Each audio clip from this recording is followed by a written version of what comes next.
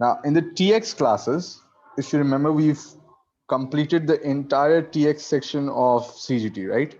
Along Yes. with kit practice. Mhm. There are some areas that are not part of the TX course and that are part of the ATX course only, right? There are some new topics, and there is some addition to the previous topics, right? For example, we talked about part disposal in the TX chapter. Now, this obviously for ATX students, it's a revision as well, right? Because you already done with the TX portion of part disposal, right? Yeah. In addition to Yeah. this, now if you recall part disposal, it was like you were selling part of your asset you had in the example that I gave you at that time was that you have a house which has two floors, right? And Mhm. you're selling the lower portion, correct? Yeah. And you're retaining the upper portion, Mhm. right? The only issue arises when you're calculating the cost. Why? Because the cost of disposed part is basically a percentage of the entire market value of the asset, right? Since this portion is being disposed of, so you will only take the cost of this portion, which will be equal to the percentage. This is not how I told you in the TX class, but this is also another way of interpreting this calculation, right? So total cost, which would be basically a percentage of total market value, right? And total market value is made up of DP plus market value of remaining, correct? Yes, sir. Now, the point is you used to get a chargeable gain, right? On this portion, on the portion that has been disposed of, Sure. right? Mhm. And you further performed another calculation where you said that, okay, fine, if the original cost was, let's say, 100,000, the cost of disposed part is 40,000. So the base cost of the remaining asset is 60,000, correct? Yes, sir. Now, the point is you can defer this gain as well. You can defer this gain as well through small part disposal. Through small part disposal. Okay? But there are Mhm. some conditions to it. Let's first read the conditions, then I'll tell you how to apply. Number one, asset must be land and building, either of the two. Nothing, SPD is not available on any other asset except for land and building, right? Proceeds from part disposal must be less than 20,000 pounds, right? Proceeds from part disposal must be less than 20,000 pounds. Proceeds from part disposal must be less than 20% of total value of asset. 20% of total value of asset. And total proceeds of all land buildings sold during the year must be less than 20,000. Obviously, such strict restrictions apply, if such strict restrictions apply, obviously it makes sense that this is called small part disposal, correct? Yeah. Number one, none other than land building. So it can either be land, it could be a building. You're selling part of your building, you're selling part of your land, the proceeds should not be less than 20,000 for that land, and the proceeds should not be more than 20,000 for that land, and should not be more than 20,000 for the entire, that is Okay. all disposals made during the year, all part disposals made during the year. All right. So on an individual basis and together along with all part disposals should not be more than 20,000, correct? And Yes, sir. the fourth one is that the market value of the part disposal of the asset, or the part of the asset that is being disposed of, should not be more than 20% of total value of the asset, right? And again, total value of asset, how do you calculate it? DP plus market value of remaining. Okay, Yeah. you get it? Yeah. Now, what happens? According to this concept, gain on part disposal can be deferred up till disposal of remaining asset, right? That means up till disposal of the part that has not been disposed of now. The gain will Mm, be deferred through reducing the base cost, because obviously you're not buying a new asset, right? In part disposal, you're not buying a new asset. It's the same asset that you have, right? Calculated above by the amount of chargeable gain. So original okay. cost, and if you look at the difference between, I just want you to look at the difference between these two workings. Over here, original cost, cost of disposed part. You got the base cost. But in this case, since the So barely the small part disposal is similar to the damage or destructive assets. you can say that in a way, yes, in a way, yes, but the concept and the logic is different. All Just right. that this has some conditionality. Yeah, the conditions and the logic is different, but yes, for from mathematical perspective, you can say it's similar. All right. So the point is, you will also, because obviously you want to defer the gain, what will you do? You will reduce the original cost of the existing asset, right? Original cost of the existing asset by the amount of gain as well. And since the cost was already being reduced, and now you're also reducing the amount by the gain, which essentially makes your DP. It is- So in SPD, it's better that you simply deduct the DP of disposed part. All right. You simply deduct the disposal proceeds of disposed part and you get your base cost. Okay. Mm, Does it make sense? yeah. All right. Now, I want to read these planning points. These planning points are very important. And this will help you form an answer in your ATX exam, because in ATX exam, you're basically a tax, you're a tax manager or a tax partner, and you're giving advice to your client. So you can only give an advice when you know how to plan. So I want you to read these points.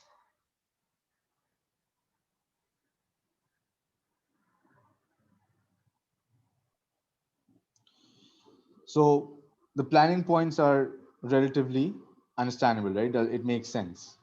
Okay. Yeah. Now, Mhm. if you look at other areas of ATX, right? Remember shares and securities, matching order rule, right? Yes. Mhm. There's one element in shares and securities which relates to the ATX, which is basically disposal of rights of a right issue. You know that a rights issue is basically a right of the existing shareholder first. That means Yeah. it's made to the existing shareholders first, right? Mhm. The point is that when you talk about existing shareholders, they also have the right to exercise it. Why? Because let's say the market value is £10 right now. So the rights would be approximately for, let's say, £6. The Okay. shareholder is still required to pay £6, right? Yeah. So obviously it's not something that is for free. It's something that the shareholder needs to exercise his decision on, because he still has to pay £6 on it. All right. So the point is, it depends on the shareholder whether to exercise the rights or to dispose of the rights. To dispose of the rights. All right. Now, it is known as sale of rights nil paid if the shareholder does not wish to pay for the rights to buy shares, right? So Mm. disposal of rights of a right issue is treated as part disposal because it results in the dilution of the power reduction in the ownership percentage, right? It basically results or leads to a percentage decline of your ownership, right? Because other people are exercising the rights and you're not, right? So technically or mathematically, your ownership percentage will decline, which basically, from tax perspective, is treated as a part disposal. You understand? Yes, sir. Now, it says since the rights are a part of the existing shares, which obviously it is because you wouldn't have received any rights if you weren't a previous shareholder. The cost of the shares will be determined through the following formula of part disposal. Now, this is the same as we discussed earlier. Try to read this formula: total cost from share pool, right, multiplied by disposal proceeds, divided by disposal proceeds plus market price of shares after rights issue. That means theoretical Mm. X rights price, basically. Yeah. So whatever the market price of shares is after rights issue, you consider that for for calculating the remaining portion of the shares, right? The cost of Mm. the disposed part or disposal of rights will be deducted from the share pool. There will be no reduction in the number of shares as the shares are not being disposed. Does it make sense? So essentially, if we look at this area, right? Let's say after sale of shares, right? You're left with this part, right? Mm. 15,046,875, right? So what Mm. happens is, let's say you're disposing of your rights, okay? And disposing of rights means, let's say you get a DP of 10,000, cost as per the formula, as per this formula, let's say turns out to be 4,000, right? You get But a here gain you of, don't apply the matching rule. no, you don't have to apply the matching rule. Why? Okay. Because you're not disposing of the shares, you're disposing of the rights. Yeah. You're disposing of the rights. All right, you're not disposing of the shares. You need to know this. Mm. Okay. Now, the point is this cost will be deducted from the share pool, right? Mm-hmm. But the number of shares will stay the same because essentially you have not Dispose of shares. disposed of the shares. All right. 15,000 against 42,875. Okay. So this Okay. the reduction cost basically shows or basically reflects that you're disposing of a certain element, not from the shares, but because of the rights of the shares that you've received. All right. And Mm. these rights will obviously make part, the cost of it will obviously make part of your share pool. Earlier, that would have been made part of your share pool. Right. Yeah. You get it? Yes, sir. All right. Now, SPD of shares, small part disposal of shares. Remember, we just discussed rights disposal, right? We just Mm-hmm. discussed rights disposal, correct? Yeah. Now, SPD says if proceeds of the part disposal was what? What's the part disposal in this case? The shares. Nope. Disposal of rights. Part Oh. disposal is disposal of rights. All right. Um, It says, and we're talking about this gain over here right now. If proceeds of the part disposal, proceeds means DP, are lower than higher of £3,000 is the fixed amount. So first you will calculate the higher of 3,000 and 5% of total value of shares. Correct? Mm-hmm. Which is equals to what?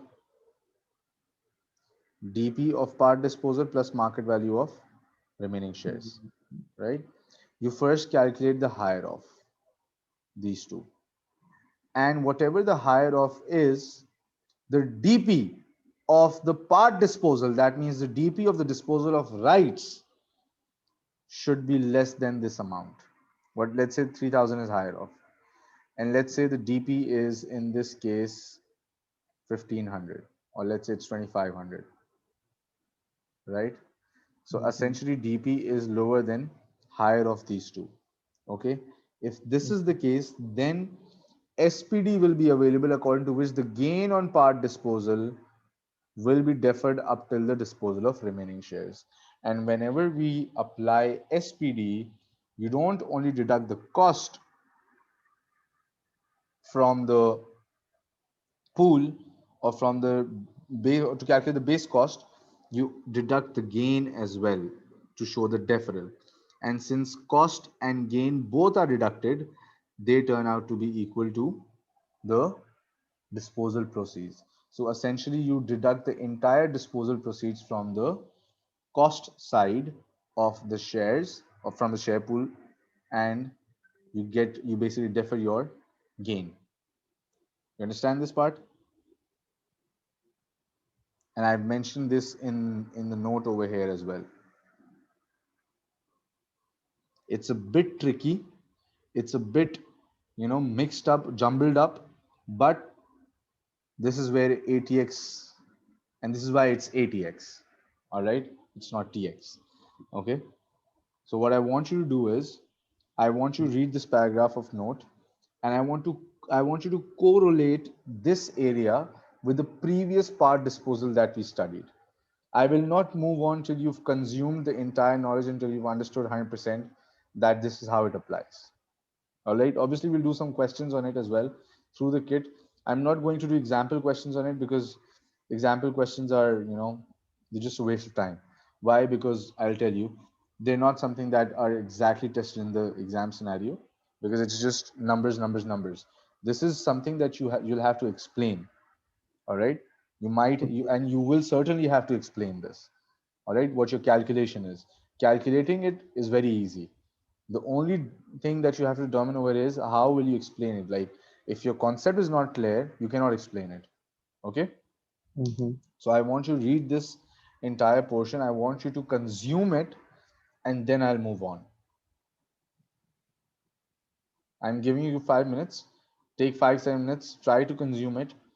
Let me know when you're done, and then I'll move on. All right.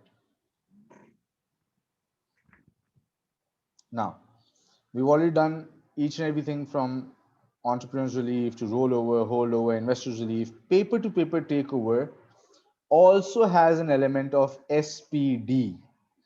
Paper to paper takeover also has an element of SPD. All right. Yeah.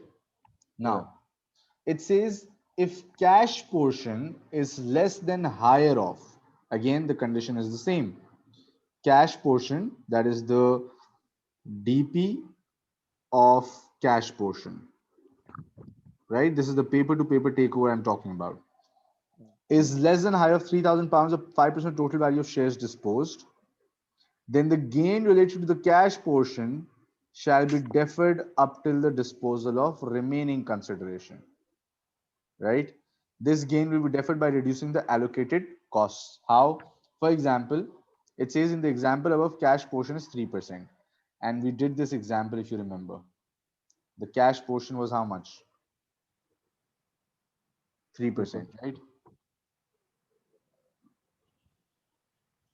The point is, if cash portion is less than higher of this amount, and since cash portion is 3% total consideration, therefore gain on cash portion can be deferred in the following manner. You get the gain, right? Cost of company A share is this, cost plus gain, because obviously the cost was already being reduced. If you remember, the cost was already reduced. The total cost was how much? 126. You reduced 9,000 from it, right? Which is basically the DP for cash received, right? So the base cost of shares now turns out to be 117,000, which is being allocated between these two. All right. Yes. Yes. You understand this? Mm-hmm. So this essentially is that the cash portion should be less than 3,000 pounds or 5% of total value of shares disposed, whichever is higher of. If it's Yeah. less than this, you deduct the Okay. entire cash, entire cost plus gain, which is the DP, from the cost of shares, right? And this is what I did over here as well. This is what I did over here as well. So if the cash portion is less than the IR of 3,000, the 5% of total value of shares disposed. Yeah, so cost per the cash portion over here is 3% of total consideration, right? Yeah. So that means even if you get higher off as 5%, it's still Mm. less than the total value, right? What's 5% of the total consideration? Would be more 5% than of the 3,000. huh? 5% of total consideration would be more than 3,000, right? In this case, the total consideration is 317,000, correct? Mm-hmm. So that means 5% would be how much? Mm, 15,850. 15,850, right? Yeah. So 15,850 is higher than 3,000, correct? Yes, sir. And the cash portion, the proceeds on the cash portions is basically less than 15,850, correct? Mm-hmm. So that means this can be deferred, right? So the portion of the cash received Hmm. should be less than this 15,850, right? And the Yes. cash received in this situation is how much? Is it not the proceeds also? The proceeds are 9,000, right? Against Yeah, cash. yeah, So cash. 9,000 is less than 15,850, correct? 50. Sure. Mm-hmm. That means you can defer the gain through SPD on Okay. cash portion, correct? Mm, Do you get this? so defer the gain. Sorry? Now the gain that will be deferred now will be 9,000 instead of 15,850. Gain over here is 5423. Yeah. Gain is 5423.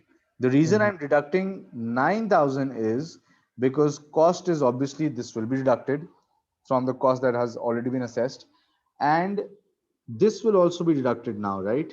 The gain Yeah. will also be deducted. So gain plus cost is how much?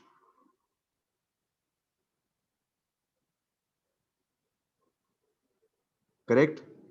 That Yes. means 3577 plus 5423 equals 9,000, correct? So this Mm. 9,000 is being deducted in its entirety. You understand this? Yeah. You sure? Sure. Mm-hmm. All right. Now all these things are the same. There's no difference. Incorporation relief, right? Now remember one thing, that when an individual turns or basically wants to convert his business structure into a company, what does he do? Whatever business assets he has, he sells it to the company, right? He Okay. disposes of his assets and he sells it to the company. So he creates an artificial person, which is an entity, right? This is ABC company, Mm. right? And this is Mr. ABC, correct? Now, Yeah. if he wants to convert his business into a company, basically change the structure, what he'll do is he'll dispose of his assets, and now the company will own the assets, right? And this person will own company's shares. Make sense? This Yeah. Sure. person will now own company's shares. All right. Now those assets could be, land and building. Those assets could be in the form of bank account, cash, right? Um, any other, for example, machine, right? There could be various assets. The point is dispose of the assets and then gets the shares according to the valuation of the assets. Okay, does it make sense? Now, Mhm. point is obviously if an individual is disposing of his assets, HMRC won't let it go, right? It will be treated as a disposal. Okay. The Yeah. point is incorporation relief is allowed or it's given when a company's formed, the assets of sole proprietorship are disposed of, right? Mhm. CGT will become payable on the disposal for the individual. However, if incorporation relief is available, then the gain can be deferred. Deferred against what? Deferred against, because now the owner is getting the shares, right? So Mhm. deferred against the base cost of, The against value of shares. base cost of shares, correct? Yeah. Get it? Mhm. Now, Deferred against the cost of the shares or the base cost. cost of shares, basically, you will recalculate the base Mhm. cost, right? Yeah, that Basically, would what be you'll the have to base cost. calculate is the base cost. Okay. Now, the point is what conditions apply. Company must give share consideration against assets received, that is no cash. Company will not be giving any cash, the company can only give out shares, right? Business must be transferred as a going concern. You cannot seize your business as an individual and then start the same business from the company, right? You cannot basically seize and dispose of the assets. You need to Mhm. dispose of the business as a going concern. All right. And all assets except cash should be disposed of to the company. All assets except cash should be disposed of to the company. Now, the point is the gain on the disposal of assets to the company shall be deferred against the base cost of the shares in the company. That's what I told you. All right. The planning point over here is that if you are getting incorporation relief against the gain that basically comes into existence when you're disposing of your assets, when you're disposing of your business, right? Your incorporation relief will basically defer the entire gain. Let's say if you don't have any other gain in the current year, your annual exempt amount goes to waste, correct? So what you can do is you can charge a certain amount of cash in the form of consideration from the company. All right. You can Mhm. charge a certain amount of cash consideration from the company in lieu of disposal of your business. Okay. And that will result in a chargeable now. That will result in a chargeable now. Okay. Mhm. How? The formula is over here. Gain into share consideration divided by total consideration. So, for example, if you received, let's say the DP is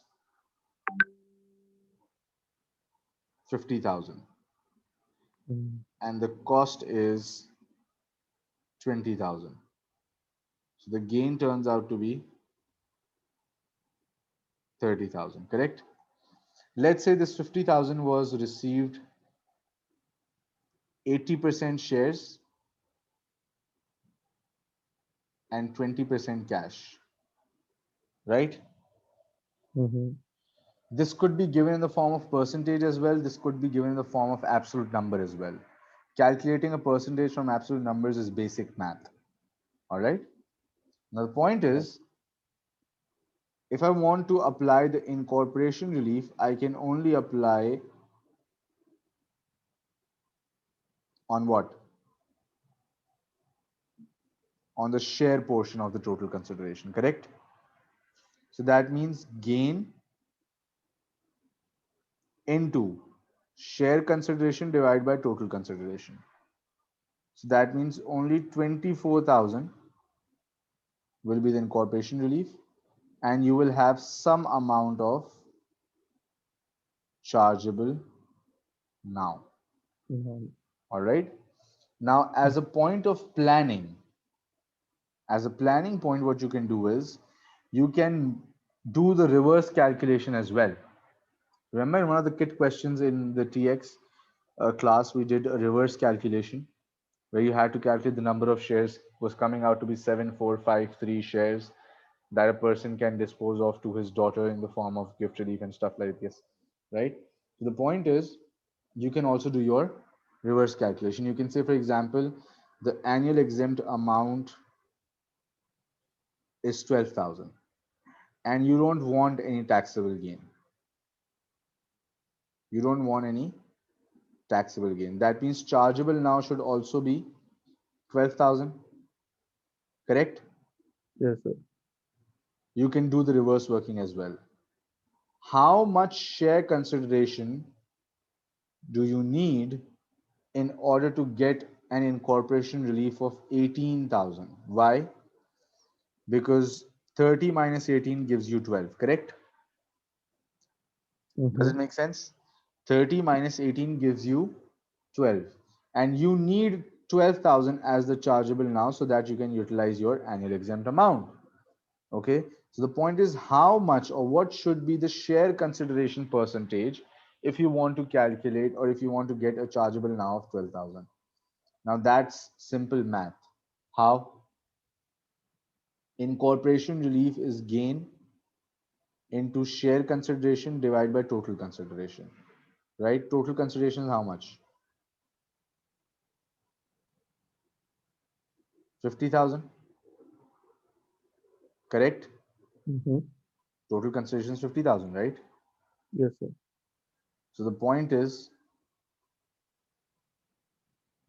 this is equals to 18,000. Why? Because this is a formula for incorporation relief. Gain is 30,000 multiplied by X. You don't know what the share consideration should be. Divide by 50,000 equals 18,000, which is the incorporation relief. You work out X by 18,000 multiplied by 50,000 divided by 30,000. What is the amount of X that you will get?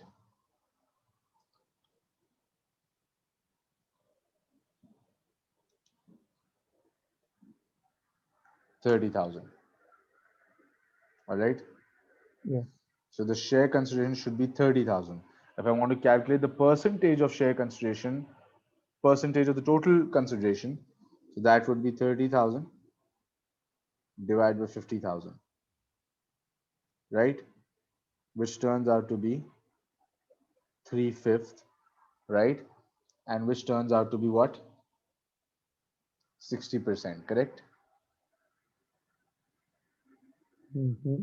So if you want to consume in this scenario, if you want to consume your annual exempt amount based on the proceeds of 50,000, you can only charge or you should charge 60% or you should take 60% of the consideration in the form of shares.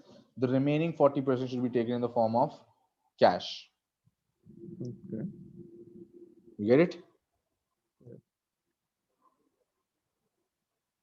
You get it? Yes, sir. All right. Perfect.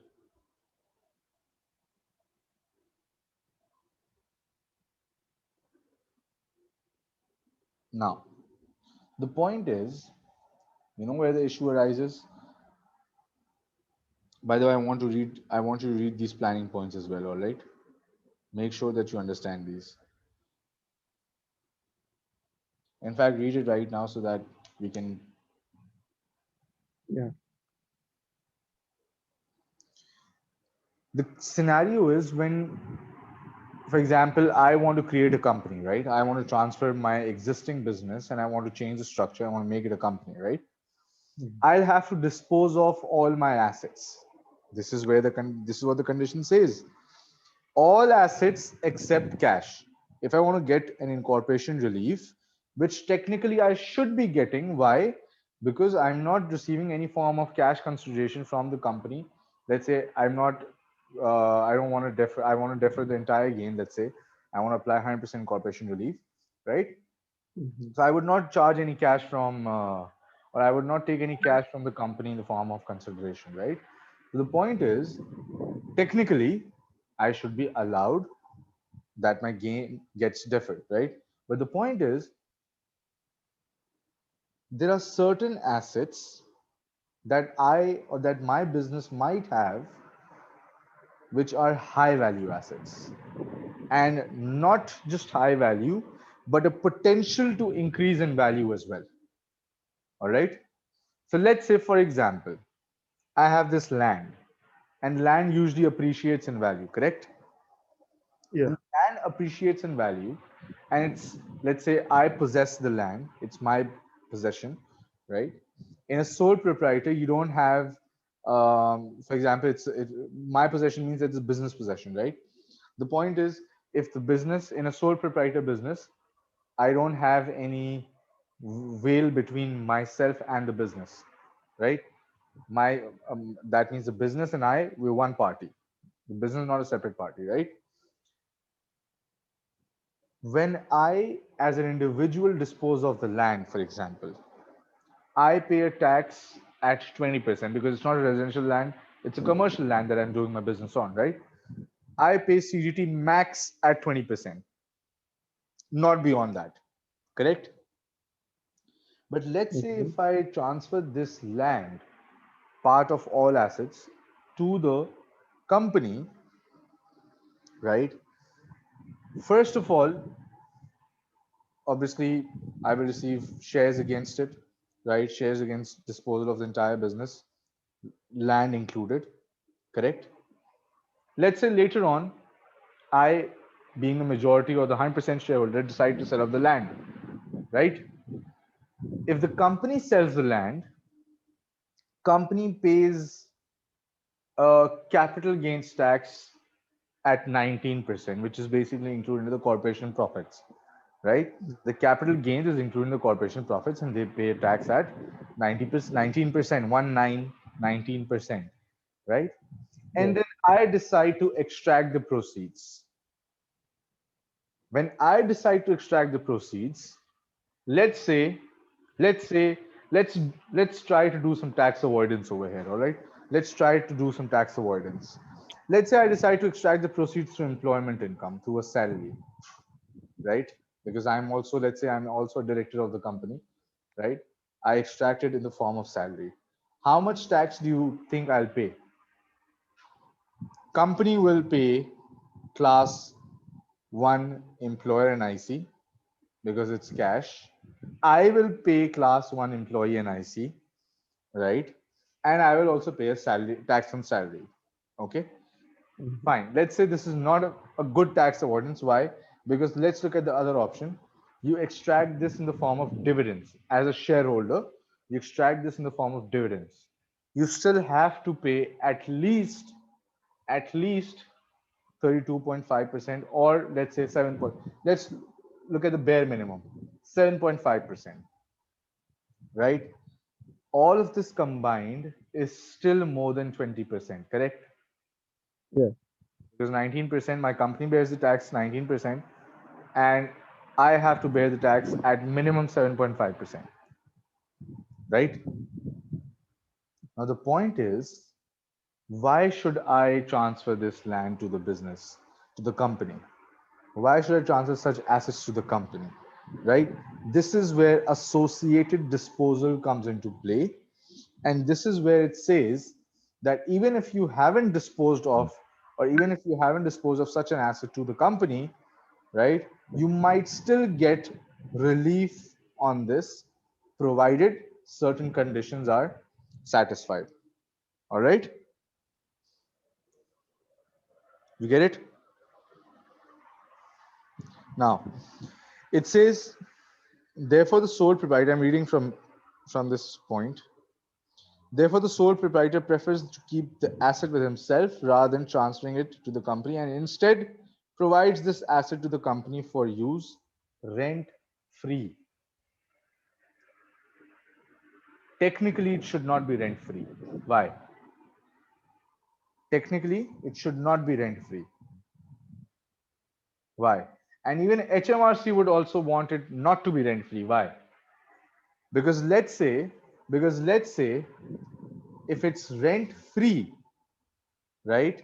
That means the company is bearing no expense, and I as an individual, I'm earning no income, right? But HMRC is smart.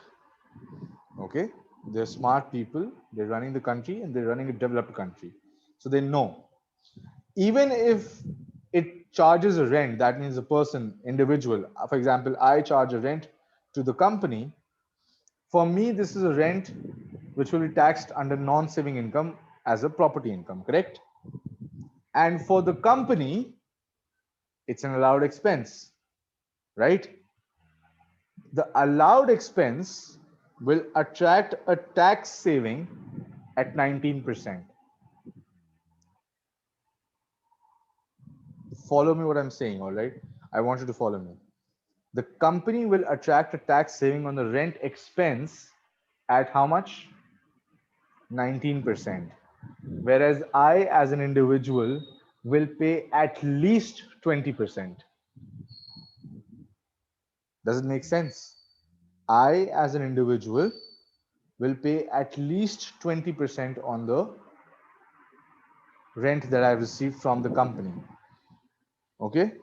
So again, if I'm giving out the land or the asset to use to the company, basically for use to the company, what I'm essentially doing is I'm trying to avoid tax, which HMRC will not allow you to do. Does it make sense? Yes, sir. All right. So it says, however, the individual sole proprietor choose to give the assets to the company and claim gift relief through which gain on assets disposed can be deferred. Right? Since this asset is not part of the company, it will not be eligible for entrepreneur's relief upon disposal of shares of the company, right? However, HMRC makes this asset eligible for entrepreneur's relief if this asset is sold along with the shares. That means when you decide to sell the shares of the company, this asset is also sold along with the shares of the company so that it's treated in a way that this asset belong to the company. All right. Second, shares themselves qualify for ER. All right. Third, asset must have been given to the company for usage rent free. All right. Asset must have been given to the company for usage rent free. All right. So if rent is charged, then ER will not be available on the percentage of gain. Why? Because if you're charging the rent, that means essentially you're treating, like I told you earlier, if you're charging rent, that means essentially you're treating it as your own asset, right? If you're charging rent from the company, you're essentially treating it as your own asset rather than company's asset. All right. If you're charging rent, then ER will not be available on the percentage of gain of that asset on which rent was charged. And this is basically equal to the actual rent divided by market rent. So let's say if the market rent is 1,000 pounds, assuming, just taking an example, let's say it's 1,000 pounds and you're charging 800 pounds. That means 20% will be available, 20% ER will be available on the gain. The other 80% will be treated as a non-qualifying ER gain. Okay, you remember the treatment? Qualifying ER gain, non-qualifying ER gain, right? And let's say you charge 100% of the market rent. In that case, none of the gain, not even a single penny, will be treated as a qualifying ER gain. Do you understand this part?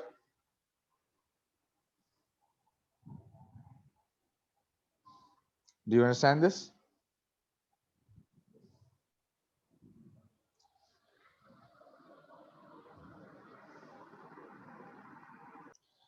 Now, when we talk about leases, if you remember in the property income, we used to we basically had a formula, right? Based on the property premium, right? The premium received on property, right? The point is, at that time, I explained that this adjustment that we do basically denotes that a portion of the property has been disposed of just because you're moving nearer towards 50 years. The nearer you move towards 50 years, the more amount will be assessed under CGT rather than property income, right? Mm, And this is where you get your treatment from.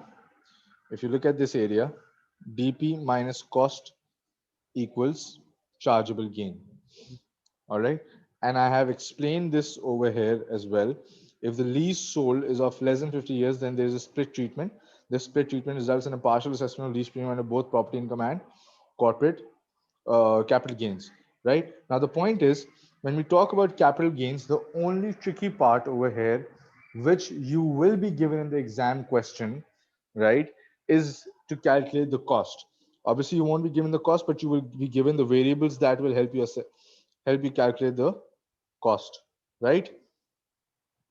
And in the next class, obviously, we'll look at the exam questions as well, right? So another point is, how do you calculate the adjusted cost? This is the formula. Cost mm, multiplied by percentage for life of lease remaining on disposal date, and percentage for life of lease remaining on acquisition date. So, for example, if you, you know, basically acquired the property, let's say on a lease of 20 years, and out of 16 years you decide to dispose it off, right? So the percentages will be given to you in the exam. You don't have to calculate it in ACCA. Calculation mm, comes under, not the calculation, basically the table comes under ICW, right? You're not assessed or you're not asked to calculate the percentages in ACCA. You're already given it in the exam. All right. Now the point is, the percentage of lease remaining in the example that I just gave you, the percentage for the life of lease remaining on disposal date would be 4 years, right? So 4 years percentage okay. divide by the total lease was, because at the time of acquisition the lease was for how much? 20 years, sorry. Yes, right? You multiply it by cost to get the adjusted cost. Now there is a possibility that you might get dates where the remaining life on the lease is, let's say, 3.5, 3.25, 3 years 3 months, 3 years 7 months, right? In that case, obviously I'll tell you through an exam question as well how to calculate or how to approximate the cost, right? How to approximate the percentages so that you can get the right adjusted cost. All right. The cost is adjusted because a part of this premium is already taxed in property income. Again, the same logic. And these percentages will be given to you in the exam. All right. You understand this?